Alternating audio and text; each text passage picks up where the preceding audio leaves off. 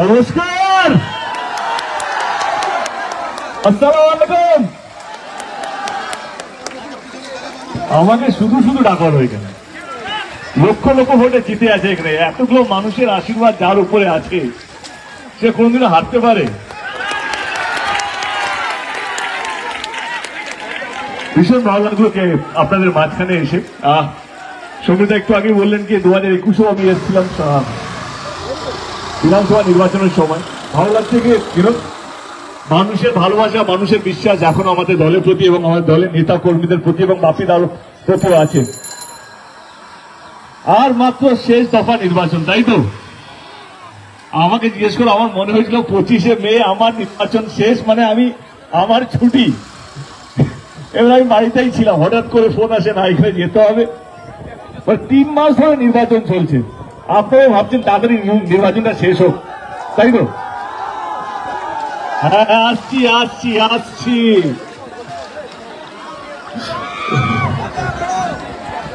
এই সৌমিলদার বাপিদাও জানতেন নাকি এত লোক আসবে, সব জায়গা থেকে ঘুরে আসতে হবে। আপনাদের এখানে, হ্যাঁ, আপনাদের এখানে 1 জুনে নির্বাচন, তাই তো? আমি বলবো নাকি আপনারা কাকে ভোট দেবেন, নিশ্চয়ই দেবেন বলে এখানে এসছেন, তাই তো? আগে নির্বাচন আমার কাছে কি জানেন, বিশ্বাস। যে আপনি কোন দল কোন প্রার্থীকে বেশি বিশ্বাস করবেন। হ্যালো, নির্বাচন না এটা সাউন্ড কার কাছে অন্য ভলিউমটা আইসা দিন। হ্যালো হ্যালো, ঠিক আছে। নির্বাচন আমার কাছে হচ্ছে আপনারা কাকে বেশি বিশ্বাস করবেন, কোন দল কোন নেতাকে বেশি বিশ্বাস করবেন। যারা প্রতিশ্রুতি দেয় নির্বাচনের আগে, নির্বাচন জেতার পর যারা প্রতিশ্রুতি রাখে তাকে বিশ্বাস করবেন, না শুধু যারা ভোট নেয়, ভোট নিয়ে পালিয়ে যায় তাকে বিশ্বাস করবেন।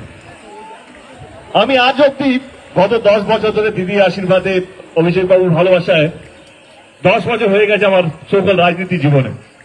আমি কোনোদিনও আমার মঞ্চ থেকে বিরোধী দলকে আক্রমণ করিনি, তাদেরকে ছোট করে আমার দলকে বড় করিনি বা আমার প্রার্থীকে বড় করিনি।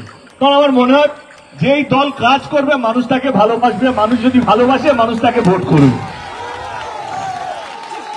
এর মধ্যে কোন বিশাল বড় বিজ্ঞান নেই যে মানুষের পাশে থাকবে। এই কিছুদিন আগে ঘূর্ণিঝড় হলো, আমরা হেলিকপ্টার থেকে এলাম, দেখলাম পুরো জায়গা জুড়ে জল ভর্তি আছে, পুরো মাঠগুলো, ধানের চাষগুলো সবকটা জলে ভর্তি। এই সময় আপনাদের পাশে কে ছিল?